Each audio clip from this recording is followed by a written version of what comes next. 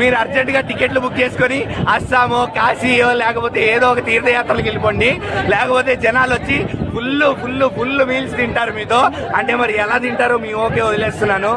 ఒకటి, ఆయన ఏదో తీద్దాం అనుకున్నాడు, ఏదో చెప్దాం అనుకున్నాడు, కానీ మాకేం చెప్పాడో అర్థం కాలేదు.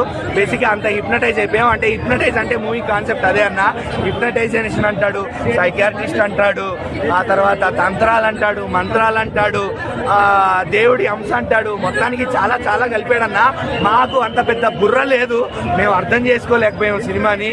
సో మేము అంత హిప్నటైజ్ కాలేకపోయామా లేకపోతే ఎక్కువ హిప్నటైజ్ అయిపోయామా నేను చెప్పలేకపోతున్నాను. నాకైతే మాత్రం సినిమా నచ్చలేదు. నేను సినిమా ఎవరికి వెళ్ళమని సజెస్ట్ చెయ్యను. సంక్రాంతి సినిమాలు ఇంకా చాలా ఉన్నాయి, సంక్రాంతి సినిమాలు ఇంకా వస్తాయి.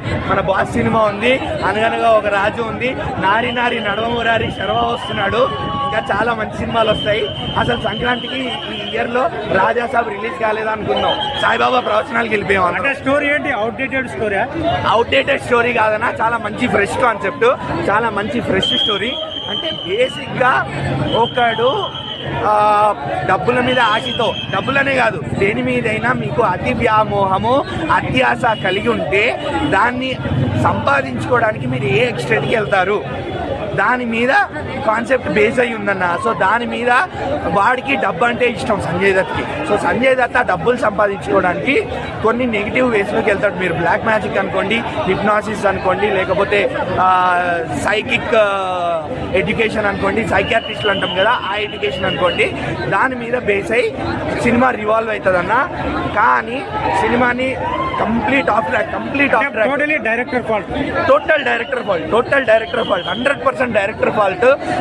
మారుతి గారు స్క్రీన్ ప్లేలో చాలా పెద్ద బ్లండర్. అంటే ముగ్గురు హీరోయిన్లను ఎందుకు పెట్టుకున్నారు మీరు?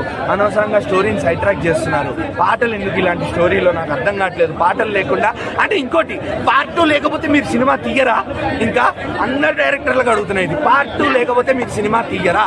అక్కడ లేదు, స్పేస్ లేదు, ఇరిగిచ్చాడు పార్ట్ 2 ఇరిగిచ్చాడు. ఆ లాస్ట్ లో జోకర్ గెటప్ వేసుకొని పార్ట్ 2 అని వచ్చింది అంతే. అంటే పబ్లిక్ అంతా జోకర్ అయ్యారా?